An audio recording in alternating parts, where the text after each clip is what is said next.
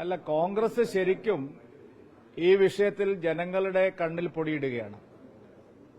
യഥാർത്ഥത്തിൽ കോൺഗ്രസിൽ നിന്ന് പുറത്താക്കുക എന്ന് പറയുന്നത് ജനങ്ങളെ സംബന്ധിച്ചിടത്തോളം പ്രധാനപ്പെട്ട ഒരു വിഷയമല്ല. കോൺഗ്രസ് ചെയ്യേണ്ടിയിരുന്നത് പാർട്ടിക്കകത്തുള്ള സമയത്ത് തന്നെ അദ്ദേഹത്തെ രാജിവെപ്പിക്കേണ്ടതായിരുന്നു. ഇനിയിപ്പോ ഞങ്ങൾക്ക് ഉത്തരവാദിത്തമില്ല, ഞങ്ങൾ കോൺഗ്രസ് നിന്ന് പുറത്താക്കിയല്ലോ, വേണമെങ്കിൽ ഇനി 2 ദിവസം മുമ്പേ പുറത്താക്കാമെന്നുള്ള ഒരു പരിഹാസ്യമായ നടപടിയാണ് കോൺഗ്രസ് ഇപ്പോൾ എടുത്തിരിക്കുന്നത്. യഥാർത്ഥത്തിൽ ജനങ്ങളോട്, സ്ത്രീ സമൂഹത്തോട് എന്തെങ്കിലും ഒരു പ്രതിബദ്ധത ഉണ്ടായിരുന്നെങ്കിൽ കോൺഗ്രസ് പാർട്ടി രാഹുൽ മാങ്കൂട്ടത്തിന്റെ നിയമസഭാ സാമാജികത്വം രാജിവെപ്പിക്കേണ്ടതായിരുന്നു. അതിന് തയ്യാറാവാതെ ഇപ്പൊ ഞങ്ങൾ പുറത്താക്കിയല്ലോ എന്ന് പറയുന്നത് ആളുകളുടെ കണ്ണിൽ പൊടിയിടാനുള്ള ഒരു തന്ത്രം മാത്രമാണ്. ഇവിടെ ഈ കേസിൽ രാഹുൽ മാങ്കൂട്ടത്തിൽ മാത്രമല്ല കുറ്റവാളി സ്ഥാനത്ത് നിൽക്കുന്നത്. കോൺഗ്രസിലെ പല യുവ നേതാക്കളും, പ്രത്യേകിച്ച് രാഹുൽ മാങ്കൂട്ടത്തിന്റെ രാഷ്ട്രീയ ഗുരുക്കളായിട്ടുള്ള പല യുവ നേതാക്കളും ഈ കാര്യങ്ങളിൽ സംശയത്തിന്റെ നിഴലിലാണ്. രാഹുൽ മാങ്കൂട്ടം നടത്തിയ പല നടപടികളും, തെറ്റായ പ്രവണതകളും അത്തരം ആളുകളുടെ സഹായത്തോടു കൂടിയാണ് പലയിടത്തും നടന്നിരിക്കുന്നത്. എല്ലാം അറിഞ്ഞുകൊണ്ട് കോൺഗ്രസിലെ പല നേതാക്കളും ഈ തെറ്റുകൾക്ക് കൂട്ടുനിൽക്കുകയായിരുന്നു.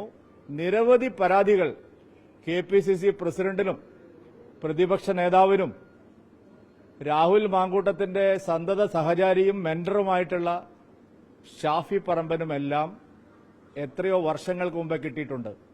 ബോധപൂർവം ആ പരാതികളെല്ലാം ഒതുക്കി തീർക്കുകയായിരുന്നു അവർ ചെയ്തത്.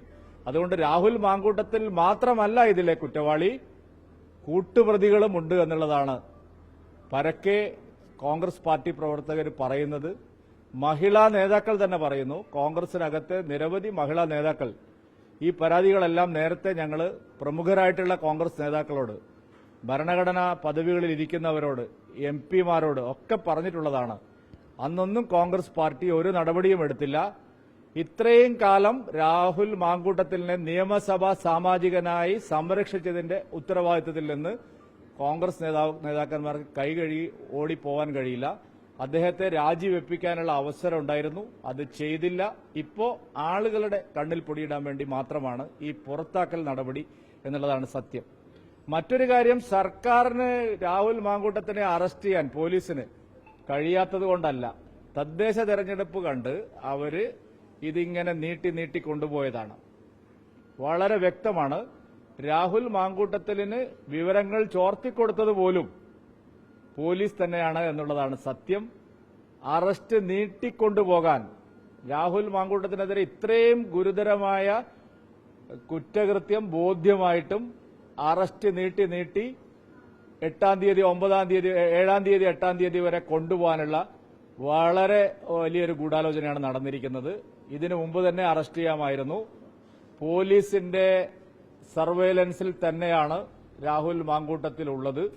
രാഹുൽ മാങ്കൂട്ടം എവിടെയെല്ലാം പോയിട്ടുണ്ടോ അവിടെയെല്ലാം പോലീസുണ്ട്. അതുകൊണ്ട് ഇത് തദ്ദേശ തെരഞ്ഞെടുപ്പിൽ ഇത് ഇങ്ങനെ ചർച്ചയാവട്ടെ എന്ന് വിചാരിച്ച് ബോധപൂർവമാണ് രാഹുൽ മാങ്കൂട്ടത്തിന്റെ അറസ്റ്റ് വൈകിപ്പിച്ചത്. അതിന്റെ ഉത്തരവാദിത്തം പോലീസിനും സർക്കാരിനുമാണ്.